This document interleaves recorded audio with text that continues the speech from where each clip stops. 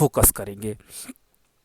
तो जो सरकारी बजट होता है ये बजट आपका फ्रेंच भाषा के बूटज शब्द से ओरिजिनेट हुआ था, और बूटज शब्द से ओरिजिनेट होने के परिणाम स्वरूप, ठीक है, जिसका अर्थ होता है चमड़े का थैला, क्योंकि जब बजट पहले प्रस्तुत किया जाता था तो उस समय बजट के जितने डॉक्यूमेंट्स थे वो चमड़े के थैले पे लाया जाता था, तो इसलिए वहां से इस शब्द को कनेक्ट किया गया।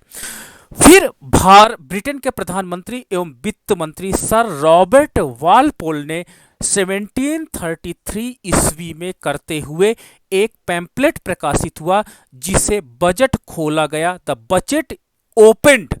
उसी समय से सरकार वार्षिक वित्तीय विवरण के लिए बजट शब्द का प्रयोग करती है। तो इसके अंतर्गत हमने ये देखा कि बजट जो शब्द था वो बूजेट शब्द से आया, और 1733 ईस्वी में से इसका हम लोगों ने प्रयोग किया, ठीक है। और ये अंग्रेजों के समय या अंग्रेजों के कार्यकाल के समय इस शब्द का प्रयोग किया गया था। भारत में ब्रिटिश शासन के वायसराय लॉर्ड कैनिंग, ठीक है, 1856 टू 62 के कार्यकाल में 1859 में पहली बार नियुक्त वित्त विशेषज्ञ जेम्स विलियमसन ने 1860 में वायसराय की परिषद में पहली बार बजट प्रस्तुत किया था।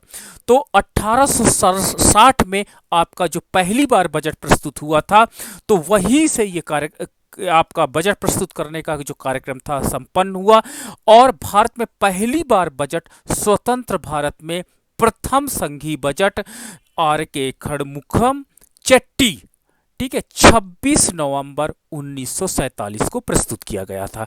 तो ये एग्जाम में के लिए दृष्टि से बहुत ही इंपॉर्टेंट डेट है कि स्वतंत्र भारत में पहली बार बजट का प्रस्तुत हुआ, तो 26 नवंबर 1947 को प्रस्तुत किया गया था। ये पॉइंट एक इंपॉर्टेंट पॉइंट बन जाता है। अब हमको अगर हम पॉलिटिकल साइंस के हिसाब से देखते हैं, तो पॉलिटिकल साइंस में ये जो बजट शब्द है, तो भारत के संविधान में बजट शब्द का कहीं भी उल्लेख नहीं किया गया है, ठीक है। भारत के संविधान के भाग 5 में अनुच्छेद 112 में वार्षिक वित्तीय विवरण शब्द का प्रयोग किया गया है, ठीक है। तो वार्षिक वित्तीय विवरण जो सेक्शन 112 में है, उसके अंतर्गत बजट को प्रस्तुत किया जाता है। इस वार्षिक विवरण को भारत के में बजट नाम दिया गया है, ठीक है। तो अगर हम ये बात करते हैं कि डायरेक्ट बजट शब्द का प्रावधान हमारे इसमें नहीं है संविधान में, बल्कि वार्षिक वित्तीय विवरण नाम वहां पर मेंशन किया गया है, और उसी को हम लोग भारत में बजट के नाम से जानते हैं। भारत सरकार के द्वारा भारतीय संविधान के अनुच्छेद 112 के अनुसार केंद्र सरकार के वित्त मंत्री द्वारा लोकसभा में बजट पेश किया जाता है। तो सबसे पहले आपका लोकसभा में बजट पेश किया जाता है, और इस प्रकार राज्य सरकारों को भी भारतीय संविधान के अनुच्छेद 202 के अनुसार राज्य विधानसभाओं में बजट पेश करना होता है। तो यानी हमारे पास दो प्रकार का बजट होता है, एक जो आपके पास केंद्र सरकार बजट प्रस्तुत करती है, और दूसरा हमारे पास राज्य सरकारें अपना बजट प्रस्तुत करती थे। दोनों बजट होते हैं। तो आपके पास एक सेक्शन 112 है और दूसरा आपका 202 है। तो ये पॉइंट आपको इंपॉर्टेंट रखना होगा कि जो राज्य सरकारें होती हैं वो किस अनुच्छेद के अंतर्गत बजट को प्रस्तुत करती हैं, ठीक है। अब बजट का अर्थ लेते हैं। तो किसी भी देश की सरकार ये निश्चित करती है कि उसे अगले वर्ष देश के विकास से संबंधित किन चीजों पर प्राथमिकता के साथ खर्च करना है, ठीक है। क्या इंपॉर्टेंट चीज है जिस पर हमको एक्सपेंडिचर करना है, और उन खर्चों के लिए धन की व्यवस्था कैसे करनी है, आय व व्यय के इसी ब्यौरे का नाम बजट है। यानी जैसे हमारे पास 2021 एंड 22 का बजट, यानी ये हमारे पास जो टेंटेटिव ईयर है, इसका बजट आपको फेब में प्रस्तुत किया जाएगा। यानी ये एक्सपेंडिचर और इनकम आइटम्स जो टेंटेटिव होंगी 2021 में वो क्या होंगी, उसका एक प्रकार का विस्तृत ब्यौरा बजट कहलाएगा। तो यानी टेंटेटिव इनकम तथा एक्सपेंडिचर आइटम्स को वहां शो किए जाते हैं कि 2022 में कहां से हमको इनकम प्राप्त होने वाली है और उस इनकम को हम लोग कहां पे खर्च करने वाले होते हैं, उनको रिप्रेजेंट किया जाता है बजट में। प्रत्येक बजट एक निश्चित अवधि के लिए बनाया जाता है। जैसे हमारे पास एक साल के लिए बजट बनाया जाता है और एक साल में हमको कितना इनकम आनी है किस सेक्टर से और कहां पर कितना खर्च करना होता है, इसका एक प्रकार से संभावित व्यय तथा आय विवरण बजट में प्रस्तुत किया जाता है। अगर हम बजट की बात करते हैं तो बजट की परिभाषाएं, बजट लोक अर्थव्यवस्था का केंद्र बिंदु है। लोक अर्थव्यवस्था का मतलब क्या होता है कि हमारे पास जो अर्थव्यवस्था है जो उसका ये केंद्र बिंदु है, क्योंकि इससे इकोनॉमी ऑपरेट होती है, क्योंकि यह सामाजिक और आर्थिक विकास का एक प्रमुख मंत्र है। अन्य आर्थिक शब्दों की भांति बजट परिभाषा के संबंध में लेखकों का एक मत नहीं है। ठीक है, रेन स्टोन के अनुसार बजट एक ऐसा प्रपत्र है, एक ऐसा डॉक्यूमेंट है जिसमें लोक आय एवं व्यय की प्रारंभिक स्वीकृत व्यवस्था रहती है। यानी पहले से हम लोग क्या करते हैं, परमिटेड रहता है कि इस सेक्टर में इतना हमको खर्च करना है। वहीं टेलर के अनुसार बजट सरकार की मास्टर वित्तीय योजना है। ठीक है, यानी हमको उस कंट्री में एक वर्ष में कहां पर कितना आय प्राप्त करनी है और कहां पर उस आय को व्यय करना है, एक प्रकार का ये मास्टर प्लान कहलाता है। तो बजट क्या है, एक प्रकार का मास्टर प्लान है। ये आगामी आय के अनुमान तथा बजट के प्रस्तावित व्ययों के अनुमान के साथ प्रदान करता है। वहीं गैस्टन जेजी के अनुसार एक आधुनिक राज्य में बजट एक पूर्व कल्पना तथा लोक आय एवं व्यय के एक अनुमान है तथा कुछ विशिष्ट व्ययों को करने व आय को प्राप्त करने का अधिकार है। अब देखिए, जो हमारे देश में कंट्री में बजट बनाया जाता है वो एक अच्छे, देखिए बजट कई प्रकार का, एक बुरा भी बजट होता है, ठीक है, लेकिन एक अच्छे बजट को में क्या गुण होना चाहिए, what will be the quality of the good budget, उनको आज हम जरूर देखेंगे। तो बजट एक कार्यक्रम है, ठीक है, जो एक टेंटेटिव प्रोग्राम्स है कि इनकम एक्सपेंडिचर का, जिसका अतीत के अनुभव एवं उपलब्ध आंकड़ों के आधार पर निर्माण किया जाता है। ठीक है, तो बजट को क्या होता है, पिछला कैसा परफॉर्मेंस रहा उसके आधार पर हम लोग इसका निर्माण करते हैं। एक आदर्श बजट में निम्नलिखित विशेषताएं होनी चाहिए। कौन सी विशेषताएं होनी चाहिए? पहली, विवरण एक विवरण में बनाया चाहिए, यानी पूरा आपका विवरण प्रॉपर होना चाहिए। समय से पूर्व, इस पे एक निश्चित समय से पूर्व तैयार किया जाना चाहिए। उद्देश्यों का विवरण, हमारे अर्थव्यवस्था में क्या उद्देश्य हैं, उनको कैसे अचीव करना है, भविष्य के लिए प्राप्त किए जाने वाले उद्देश्यों का स्पष्ट वर्णन बजट में होना अनिवार्य है। वित्त संबंधी विवरण, इसमें वित्त संबंधी ब्यौरे दिए जाते हैं और गैर वित्त व्यवहारों को इसमें नहीं लिया जा सकता है। इसमें गत वर्ष के आंकड़ों, यानी पिछले साल के जो आंकड़े हैं, कितना हमारे परफॉर्मेंस रहा, और चालू वर्ष के वित्तीय आंकड़ों एवं आगामी वर्ष के संभावित आंकड़ों को इसमें इंक्लूड किया जाता है। ठीक है, तो पिछले वर्ष का जो हमारा डेटा है, जो परफॉर्मेंस है, उस परफॉर्मेंस को इसके अंतर्गत हम एनालिसिस करते हैं और उसके आधार पर प्रेजेंट ईयर में आगामी वर्षों के लिए बजट का प्लान किया जाता है। ठीक है, महत्वपूर्ण स्थान, राष्ट्रीय क्रियाओं में बजट अत्यंत महत्वपूर्ण स्थान रखता है।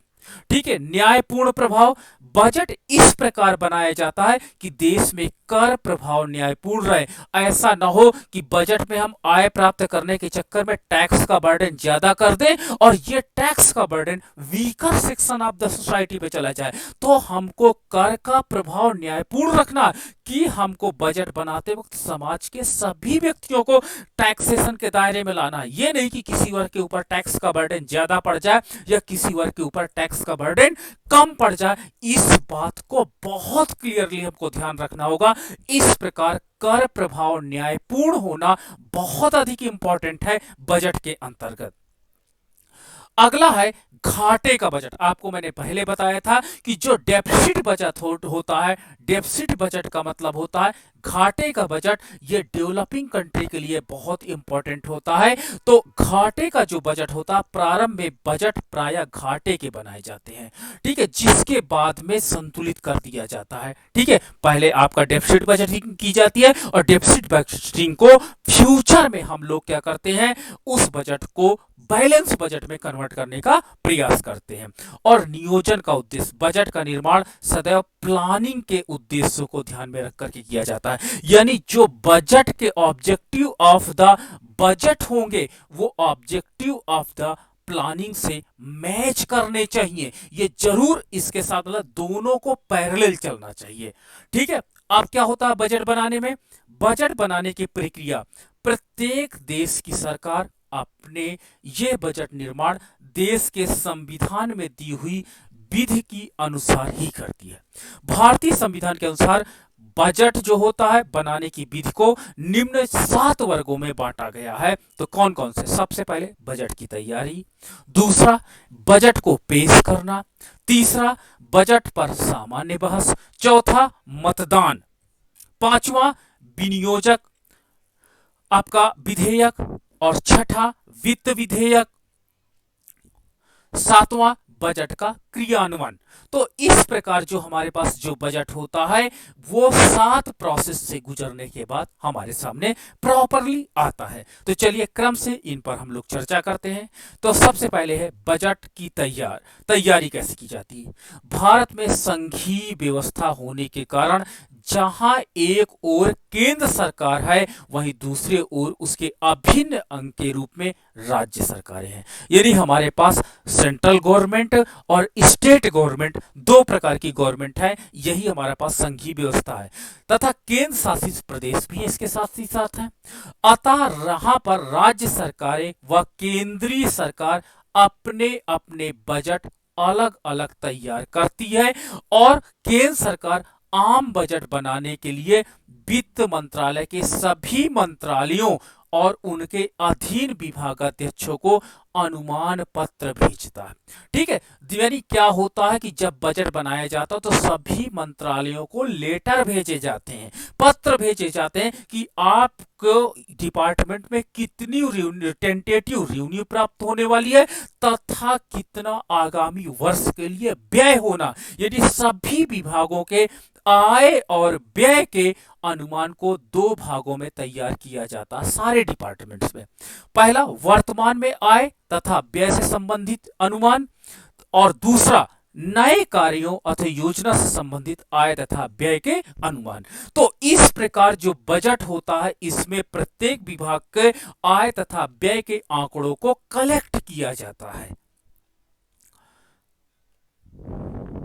हाँ, इस अनुमान में निम्न सूचनाएं मांगी जाती हैं। कौन कौन से विभाग से सूचनाएं मांगी जाती है? पहला, पिछले वर्ष के वास्तविक आय तथा व्यय के आंकड़े कि जो प्रीवियस ईयर था, जैसे भारत में 2020 टू 21 में कोई एक डिपार्टमेंट है, उस डिपार्टमेंट की इनकम कितनी थी, इनकम कितना उसने प्राप्त किया, मान लीजिए रेलवे है, ठीक है, एंड आपका एक्सपेंडिचर क्या था पिछले वर्ष का, कितना आपने व्यय किया। दूसरा, चालू वर्ष के आय तथा व्यय के स्वीकृत अनुमान, करेंट ईयर में आपको कितना इनकम तथा एक्सपेंडिचर है उसका भी स्वीकृत अनुमान, एक्सेप्टेड जो आपके पास है डेटा उसको, चालू वर्ष के संशोधित आय तथा व्यय के अनुमान। ठीक है, मान लीजिए आपका आय तथा व्यय में कोई परिवर्तन हुआ है तो उस आय तथा व्यय के परिवर्तन को भी आप मेंशन करिए। आगामी वर्ष जो आने वाला वर्ष है उसमें आपका आय तथा व्यय के क्या अनुमान है। तो इस प्रकार देखिए 3 प्रकार के आय तथा व्यय के डेटा को पूछा जाता है, मेंशन कराया जाता है, मांगा जाता है उसकी सूचनाएं, previous year, current year and आपका फ्यूचर ईयर, तीनों ईयर का डेटा मांगा जाता है। वो आपका सितंबर तक लगभग मांग लिया जाता है। ये आपका हाई प्रिपरेशन का एक तरीका। चालू वर्ष तथा पिछले वर्ष के वास्तविक आय तथा व्यय संबंधी अनुमान का डेटा कलेक्ट करवाया जाता है। ठीक है, अब इसमें क्या होता है, प्रत्येक विभाग से संबंधित स्थानीय अधिकारी इन अनुमानों को तैयार करके उन्हें अपने विभागाध्यक्ष को पास भेज देता है। जो उनका हेड ऑफ डिपार्टमेंट होता है, उस हेड ऑफ डिपार्टमेंट के पास ये आ जाता है। इसके बाद विभागाध्यक्ष संपूर्ण विभाग के लिए संयुक्त एवं संशोधित अनुमान की 3 प्रतियां तैयार करते हैं। यानी जो बजट का अनुमान है वो 3 प्रतियों में तैयार किया जाता है। इनमें से एक प्रति प्रशासनिक वित्त विभाग को, एक प्रति वित्त विभाग को, ठीक, और तीसरी प्रति संबंधित विभाग द्वारा अपने रिकॉर्ड में रख लिया जाता है। ये कार्य देखिए अक्टूबर माह तक पूरा कर लिया जाता है। यानी 2021-22 का जो बजट बनना है उसकी इंफॉर्मेशन आपकी अक्टूबर तक में डिपार्टमेंट द्वारा जा चुकी होगी। ठीक है, तो ये आपको पॉइंट याद रखना है कि डिपार्टमेंट 3 प्रतियों में इन बजट को बनाता है और 3 प्रतियों को अलग अलग विभाग में भेजता है और एक प्रति स्वयं अपने पास रख लेता है। इसके बाद बजट बनाना दूसरा चरण की तैयारी होती है।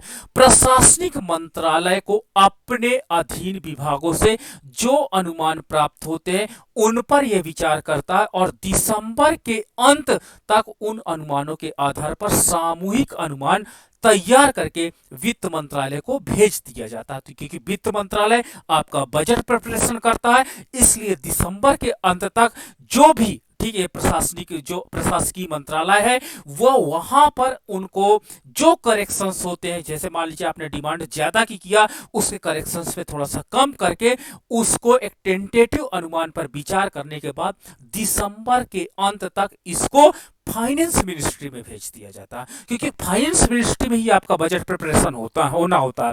तो इस प्रकार वित्त मंत्रालय सामूहिक अनुमान प्राप्त होने पर उन पर विचार करता है। यानी सभी को कैलकुलेट करता, जोड़ता और उसके आधार पर इस पर विचार मंथन किया जाता और तब वित्त मंत्रालय को भेजा जाता। ये व्ययों के साथ साथ आयों का अनुमान लगाते कि इनकम कहां से आएगी, और मंत्रालय में क्या होता है ये भी अनुमान लगाती है कि हमारा जो व्यय है वो कहां पर किया जाएगा।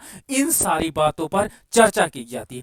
यदि व्यय के अनुमानों से आय के अनुमान कम है तो वो पुराने करों में वृद्धि करने, ठीक है, देखो यदि व्यय के अनुमानों से आय के अनुमान कम है, यानी आपकी अर्थव्यवस्था में इनकम कम होने वाली है, आपकी अर्थव्यवस्था में एक्सपेंडिचर अधिक होने वाला है, मैं आपको व्यय ग्रेटर देन इनकम, आपका जो एक्सपेंडिचर ग्रेटर देन इनकम कर देता हूं, तो पुराने करों में वृद्धि करने का विचार करती है और नए कर लगाने के लिए सुझाव देता कौन, वित्त मंत्रालय। क्योंकि हमको लास्ट में तो बैलेंस बजट पे आना ही होगा। आप भले डेफिसिट बजट से प्रारंभ करिए लेकिन लास्ट में तो आपको बैलेंस बजट पे काम करना होगा।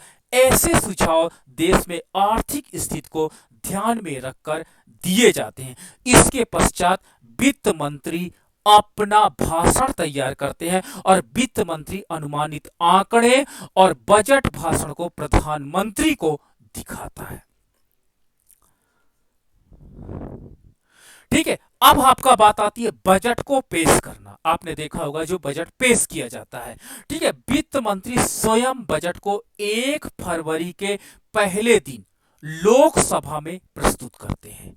उसी दिन वित्त मंत्रालय का कोई अन्य मंत्री बजट को राज्यसभा में भी प्रस्तुत करता है। ठीक है, तो सबसे पहले जो आपका बजट होता है वो लोकसभा में प्रस्तुत किया जाता है, फिर दूसरा आपका बजट होता है वो राज्यसभा में प्रस्तुत किया जाता है। तो इस प्रकार, ठीक है, उसी दिन देखिए राज्यसभा में भी प्रस्तुत हो जाता है। बजट प्रस्तुत करने के साथ वित्त मंत्री बजट भाषण भी देता है जिसमें देश एवं विदेश की महत्वपूर्ण आर्थिक घटनाओं, राजनीतिक तथा वित्तीय घटनाओं का विवरण रहता है। इसके अतिरिक्त वित्त मंत्री पिछले वर्ष का लेखा जोखा, जो प्रीवियस ईयर का लेखा जोखा होता है, नए वित्तीय प्रस्ताव, पूंजी निर्माण, विकास योजनाओं संबंधी जानकारी सदन के सामने रखते हैं। वो नए करों जैसे अगर मान लीजिए कोई टैक्स, नए टैक्स लगाए गए हैं तो उन नए टैक्सों और व्ययों के प्रस्तावों को भी रखता है। यदि बजट में घाटा दिखता है तो उसको पूरा करने के उपाय बजट में आधिक्य होने पर करारोपण में छूटें बताई जा सकती है। जैसे मान लीजिए आपकी इकोनॉमी में इनकम का मान ज्यादा हो जाए, किसी कारण से इनकम का मान एक्सपेंडिचर से मान से ज्यादा हो जाए, तो आपके उस समय सरप्लस बजट बनेगा। और जब सरप्लस बजट बनेगा तो टैक्स में छूट देने पर भी विचार हो सकता है। जैसे डेफिसिट बजट बनने पर टैक्स बढ़ाया जा सकता है, उसी प्रकार सरप्लस बजट बनने पर टैक्स को घटाया भी जा सकता है। तो ये पॉइंट एक इंपॉर्टेंट पॉइंट हो जाता है, क्योंकि लास्ट में हमें, चाहे आप सरप्लस बजट से बात करिए, चाहे आप सरप्लस बजट से बात करिए, चाहे आप डेफिसिट बजट से बात करिए, लेकिन लास्ट में आपको बैलेंस बजट पर ही काम करना होगा। तो इस प्रकार अगर डेफिसिट बजट है तो टैक्स बढ़ेगा, अगर आपका सरप्लस बजट है तो टैक्स घट सकते हैं, टैक्स में छूट मिल सकती है। और बजट के साथ साथ वित्त विधेयक भी प्रस्तुत किए जाते हैं जिनमें कर संबंधी प्रस्ताव होते हैं। बजट की प्रस्तुत के दिन उस पर कोई विचार विमर्श नहीं होता। जिस दिन बजट प्रेजेंट किया जाता है उस दिन कोई विचार विमर्श नहीं होता, उसके पूर्व हो चुका होता है। ठीक है। बजट पर सामान्य बहस, अगर आप सामान्य बहस की, हाँ बताइएगा। हाँ, जी जी, ओके सर, ओके ओके ठीक, बोल रहा था। हाँ ठीक है। तो सामान्य बजट पर सामान्य बहस पे आप हम बात करते हैं। वित्त मंत्री द्वारा लोकसभा में बजट प्रस्तुत करने के बाद उस पर निर्धारित दिन को विचार होता है। निर्धारित दिन का विचार का मतलब होता है कि एक, जैसे उसी दिन हमने अभी डिस्कस किया कि जिस दिन बजट प्रेजेंट किया जाएगा उस दिन आप कोई उस पर विचार विमर्श नहीं होगा, उसके पूर्व हो चुका होगा, और बाद में एक पर्टिकुलर डे पर जो स्पेशल डे डिटरमाइन किया जाएगा उस डे पर विचार विमर्श आरंभ होता है, जो 2 से 4 दिन तक चलता रहता है। ठीक है। किस मद में ज्यादा है, किस मद में कम है। और आपने देखा होगा इनकम टैक्स का भी, इनकम जो आपके पास इनकम टैक्स होता है, इस टैक्स पर भी यहीं पर विचार हो जाता है। विपक्ष दल बजट तथा सरकार की आर्थिक नीतियों को खुलकर आलोचना करते हैं और उसमें विपक्ष बैठता है, विपक्ष उस पर बहस करता है और बहस करने के बाद उस पर अपनी राय देता है। तो इस प्रकार 2-4 दिन तक बजट पर खुल करके विचार मंथन होता है। अगर उसमें कोई करेक्शन है तो उस करेक्शंस को भी एक्सेप्ट किए जाते हैं। बहस की समाप्ति पर वित्त मंत्री सभी आलोचनाओं के उत्तर दिए जाते हैं और शंकाओं का समाधान किया जाता है, और इस प्रकार सामान्य बहस का चरण पूर्ण हो जाता है। ठीक है। तो बजट प्रेजेंटेशन के डे के बाद एक निर्धारित तिथि को उस बजट पर विपक्ष के साथ बैठ करके एक गहन चर्चा की जाती है और उसके आधार पर फिर फाइनल बजट आपका एक्सेप्ट होता है। अब आपका है मतदान। सामान्य विचार विमर्श के बाद बजट पर मतदान होता है। मतदान की दृष्टि में दो व्यय मदें होती हैं, मतदान योग्य मदें और मतदान अयोग्य मदें। ठीक है। तो अब मतदान योग्य मदें क्या है? हाँ, इन व्यय मदों को पर स्वीकृत के लिए मतदान की आवश्यकता होती है। कुछ व्यय मदें होती हैं जिस पर क्या होता है, वोटिंग हो जाती है। मांगों पर मतदान का विषय लोकसभा के अधिकार क्षेत्र में आता है। प्रत्येक मंत्री अपने विभाग के लिए अनुदानों की मांग रखता है। प्रत्येक मंत्री चाहता है कि मेरे डिपार्टमेंट में ज्यादा से ज्यादा बजट आए ताकि मैं अपने डिपार्टमेंट को ज्यादा से ज्यादा क्या करूं, बजट के माध्यम से डेवलप कर सकूं, और अपनी मांग के संबंध में तर्क प्रस्तुत करता है। प्रत्येक अनुदान की मांग पर बहस के लिए कुछ समय निश्चित कर दिया जाता है। यदि निश्चित समय में बहस पूर्ण नहीं हो पाती तो अध्यक्ष बहस को बंद करने का आदेश दे देता है। ठीक है। लोकसभा मांगों के लिए अपना मत 3 प्रकार से देते हैं। जैसे कोई अनुदान बजट मांगा गया, और एक्स्ट्रा अनुदान का मतलब होता है एक्स्ट्रा बजट डिमांड, तो उस पर वोटिंग होती कि इनको दिया जाए या ना दिया जाए। तो इसमें 3 प्रकार से होता था, मांग को पूर्णतः स्वीकार कर लिया जाए, या पूर्णतया अस्वीकार कर दिया जाए या मांग को कटौती के साथ स्वीकार कर दिया जाए। जैसे अगर कोई कह दिया जाए कि अनुदान बजट के रूप में कोई व्यक्ति क्या करता है कि वो 100 करोड़ रुपए ज्यादा मांगता है कि नहीं, मेरे विभाग में कम से कम आप 100 करोड़ रुपए ज्यादा दीजिए, तो 100 करोड़ रुपए या तो हम एक्सेप्ट कर ले कि नहीं आपको हम प्रदान करते हैं, या तो रिजेक्ट कर दे कि नहीं हम आपको नहीं दे सकते, या कह दिया जाए कि नहीं 100 करोड़ की बजाय आप 50 करोड़ रुपए अच्छा एक्स्ट्रा ले लो और मान लीजिए मेडिकल सर्विस आपको प्रोवाइड करनी है तो मेडिकल सर्विस आप प्रोवाइड कर दो। तो इस प्रकार मतदान योग्य मदों को के अंतर्गत ये रखा जाता है। लोकसभा मांग में वृद्धि का अधिकार नहीं रखती है, ठीक है, किंतु कटौती कर सकती है। ठीक है, यदि कटौती का प्रस्ताव बहुमत से पारित हो जाए तो सरकार को विरुद्ध अविश्वास प्रस्ताव पास हो जाएगा और अविश्वास के पास होने के बाद ये पूरी मंत्रिमंडल को त्याग पत्र देना पड़ता है। ठीक है, और इसको ज्यादा आपको डीप स्टडी करना होगा तो आपको पॉलिटिकल साइंस से बात करना पड़ेगा, वो आपको और इसके विषय में डीप आपको एक्सप्लेन कर सकेंगे। ठीक है, अब आपका है मतदान अयोग्य मदें। मतदान अयोग्य मदों पर लोकसभा में मतदान की कोई भी आवश्यकता नहीं होती है क्योंकि व्यय भारत की संचित निधि से चुकाया जाता है। एग्जाम में बहुत बार पूछा गया है कि जो आपका बजट होता है वो किस निधियों का प्रयोग करता है, तो आपको लिखना पड़ेगा वहां पर संचित निधि का प्रयोग किया जाता है। ठीक है, मतदान अयोग्य मदों में राष्ट्रपति का वेतन, इसके लिए कोई मतदान की बात नहीं होती, ये मतदान अयोग्य मते हैं।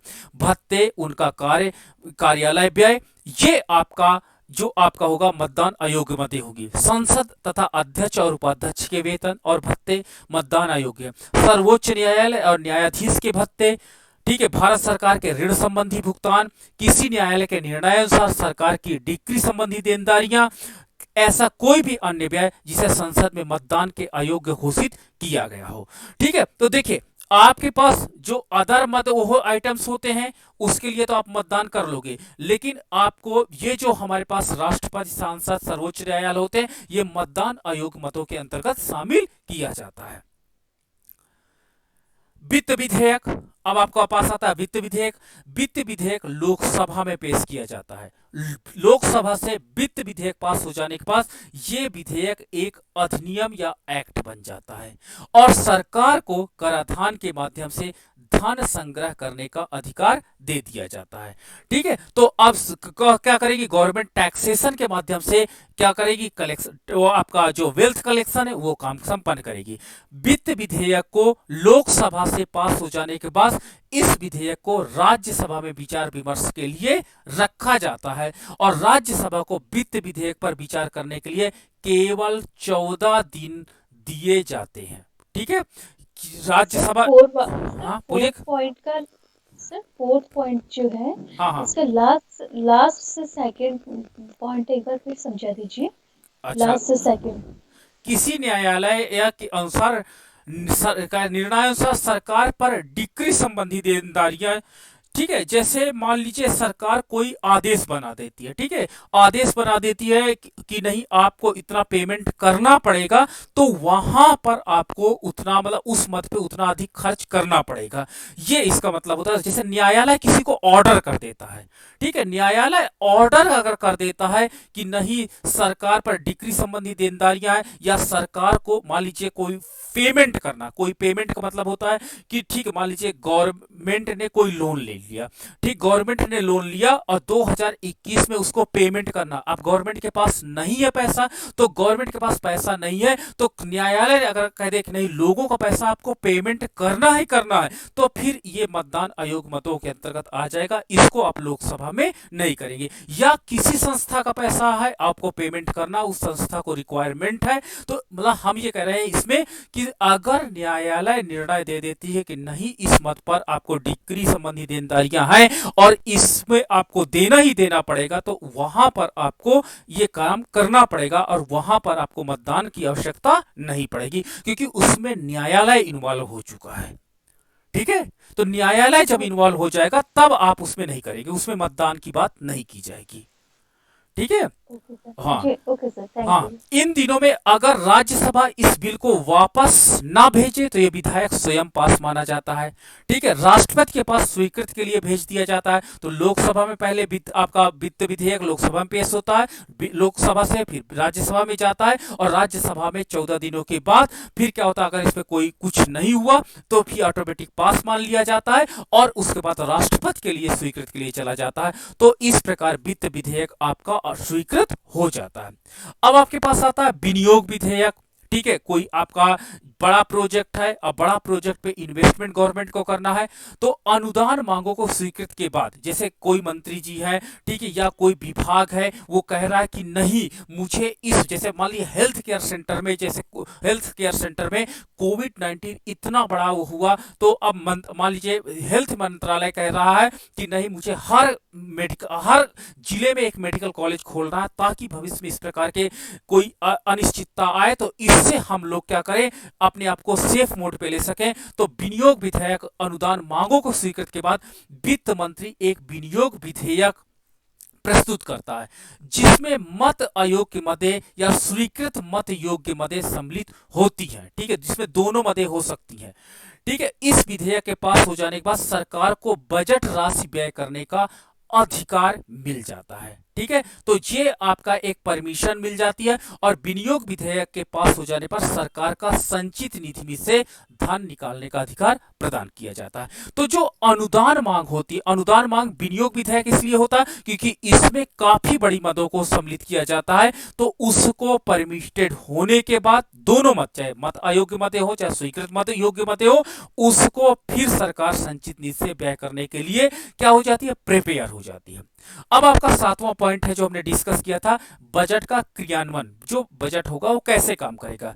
बजट के क्रियान्वयन के अंतर्गत संबंधित विभागों को आय को एकत्रित करने, जितनी आपके देश में जितनी इनकम टैक्स के माध्यम से, शुल्क के माध्यम से, आपके अदर माध्यम से होती है, उनको सबको आप कलेक्ट करेंगे, तथा बजट से संबंधित व्यय का अधिकार मिल जाता है, तथा बजट क्रियान्वयन के अंतर्गत वित्तीय लेखों का अंकेक्षण करना भी शामिल होता है। तो इस प्रकार आपका अकाउंटिंग करना, ठीक है, अकाउंटिंग करना भी इंपॉर्टेंट होता है, और इसको ऑडिट करना भी इंपॉर्टेंट आपका पार्ट बन जाता है।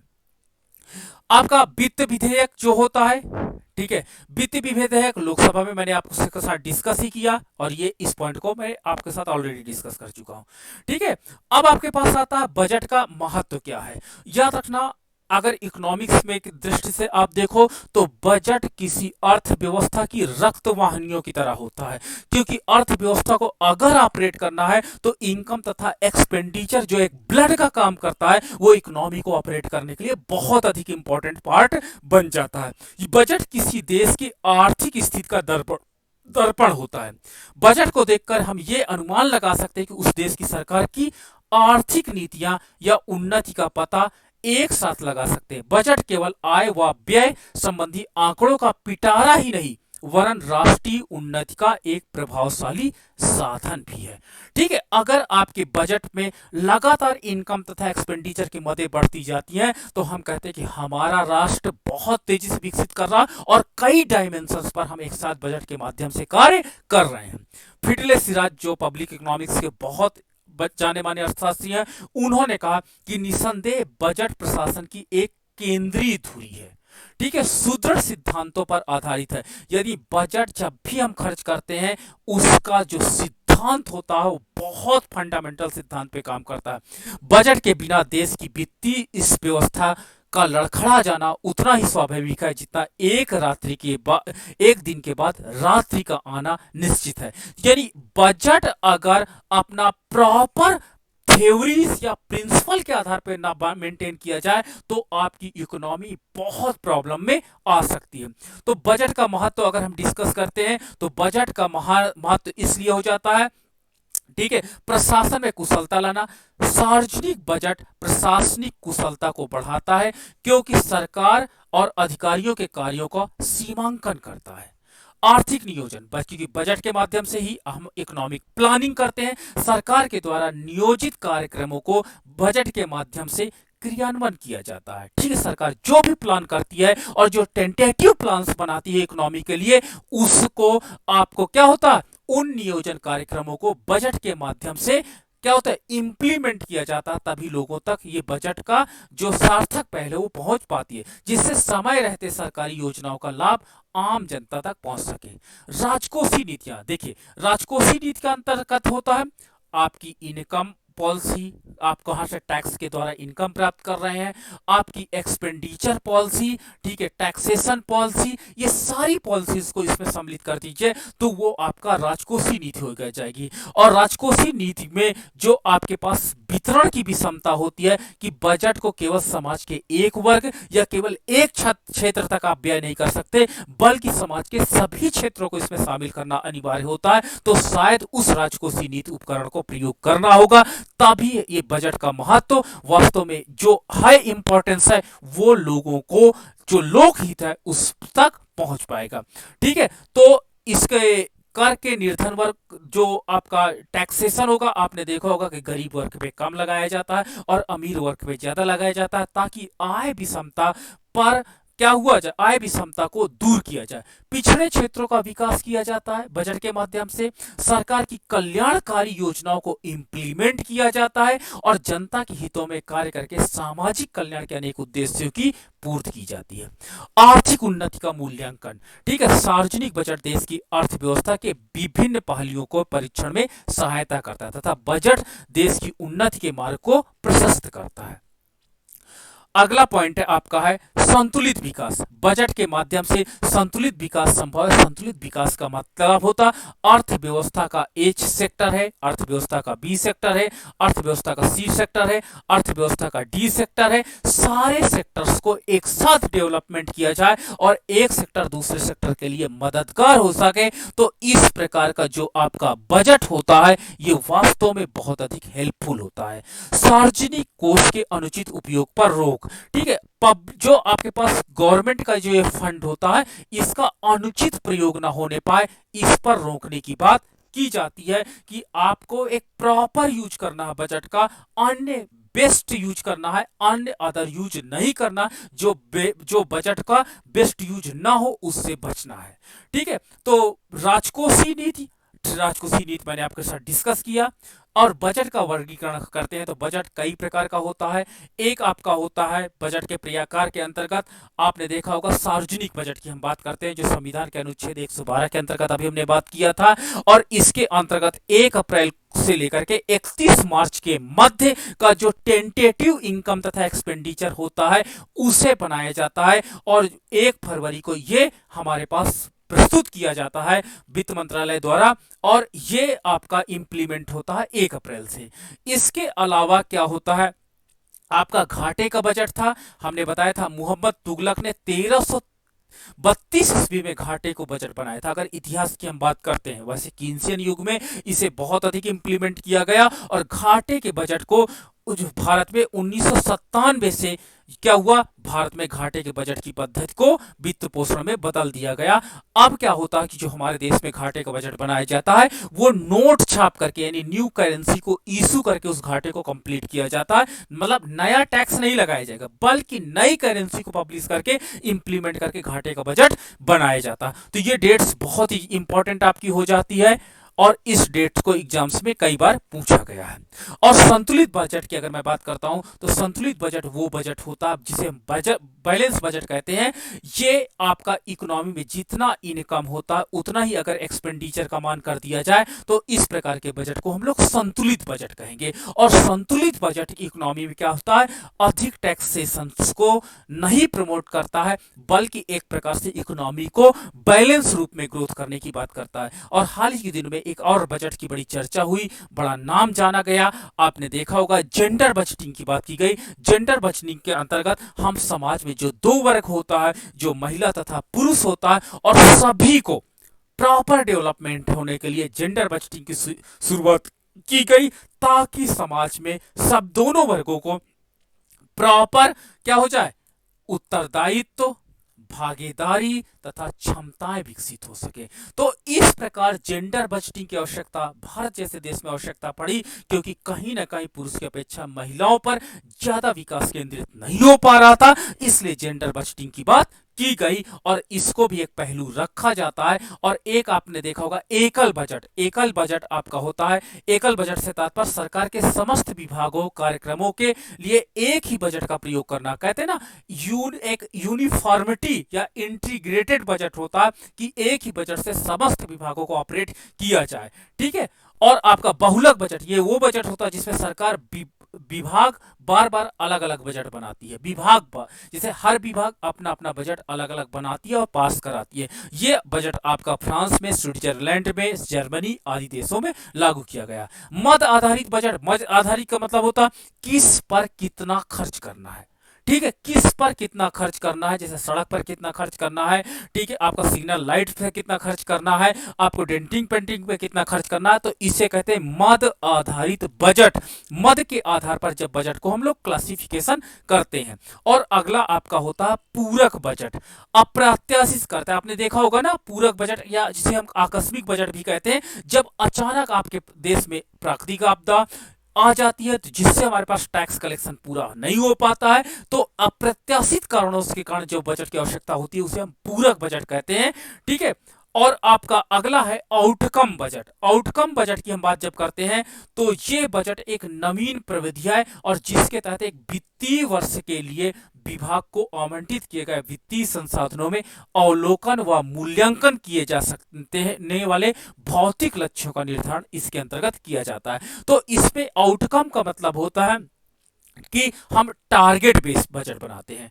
टारगेट बेस्ड बजट बनाने का मतलब होता है कि मुझे एक ब्रिज बनाना है और मैंने इसके लिए 500 करोड़ रुपए बनाया, लेकिन महंगाई बढ़ने के कारण क्या हुआ कि मुझे थोड़ा सा पैसा और चाहिए, तो जब तक इसका आउटकम नहीं आएगा तब तक हम इस पर खर्च करते रहेंगे। तो इसमें भौतिक लक्ष्यों को निश्चित करके, निर्धारित करके फाइनेंस को खर्च किया जाता था। अभी तक क्या करते थे हम लोगों ने, क्या किया कि रोड के लिए 5000 करोड़ रुपए अलॉट कर दिए।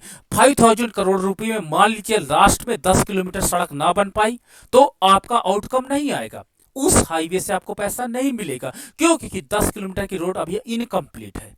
तो सरकार ने कहा कि नहीं, पूरी रोड को मेंटेन करिए। तो आउटकम बेस्ड बजट बनाने का एक नई पद्धति चालू की गई जिसमें हम फाइनेंशियल टारगेट न रख करके वस्तु टारगेट रखते हैं। जैसे आपका हेल्थ सेक्टर में अगर हम कहते हैं कि 10,000 करोड़ रुपए के हॉस्पिटल बना दो, एक ये टारगेट रख सकते हो, या 100 हॉस्पिटल मेंटेन कर दो।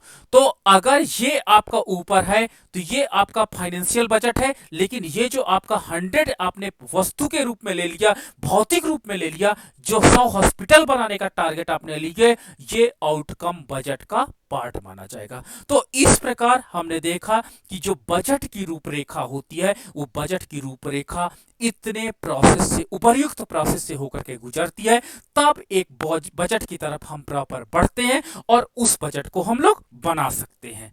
तो ये आज आपका टॉपिक था, बजट कैसे प्रिपेयर होता है, और कल हम आपको डिस्कस करेंगे बजट कैसे बनाया गया है और उसमें आइटम्स क्या क्या होते हैं, तथा वर्तमान ईयर का जो मतलब प्रीवियस ईयर 2020-21 का बजट था वो भी हम आपके साथ कल डिस्कस करें।